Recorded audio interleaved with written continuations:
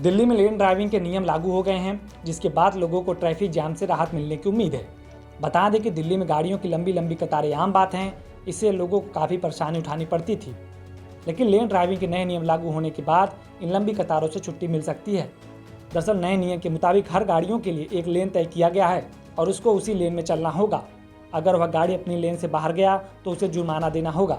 Supreme court ने पिछले दिनों अपने आदेश में कहा कि दिल्ली में बसें अपने लाइन में ही चलें और अगर वे लाइन को पार कर दूसरे लाइन में जाते हैं तो उन्हें 5,000 से 10,000 तक का जुर्माना हो सकता है। आदेश के अनुसार क्लस्टर बसें, भारी वाहन और डीटीसी बसों पर यह नियम सख्ती से लागू कराए जाएंगे, क्योंकि यह देखा गया कि यही गाड़ियां अपनी लाइन पार करने के साथ दूसरी बसों से भी ओवरटेक करती हैं।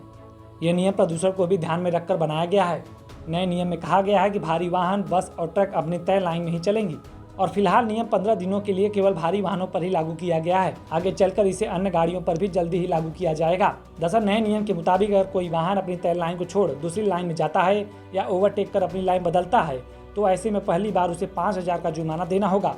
अगर इस नियम को दोबारा तोड़ते हुए दिखाई दिया तो उस पर 10,000 का जुर्माना लगेगा। यह नियम सही से लागू हो, इसके लिए दिल्ली ट्रैफिक पुलिस और दिल्ली ट्रांसपोर्ट विभाग के अधिकारियों को अलर्ट रहने को कहा गया है। आपको बता दें कि इस नियम के लागू होने के बाद शुक्रवार को दिल्ली की सड़कों पर डीटीसी बसों की लंबी लंबी कतारें देखने को मिली, जिसके कारण भारी जाम लग गया था। फिलहाल ये नियम 15 दिनों के लिए बस और ट्रक जैसे भारी वाहनों पर लागू किया गया है, लेकिन 15 अप्रैल के बाद कार, बाइक जैसे वाहनों पर भी लागू किए जाएंगे और इस नियम के मुताबिक सभी को अपने तय लेन में ही चलना होगा। हालांकि हल्के वाहनों के लिए लेन ड्राइविंग के नियम कैसे होंगे, इसकी जानकारी जल्द ही सामने आ जाएगी। इस खबर में बस इतना ही। ज़्यादा अपडेट्स के लिए बने रहिए वन इंडिया हिंदी के साथ।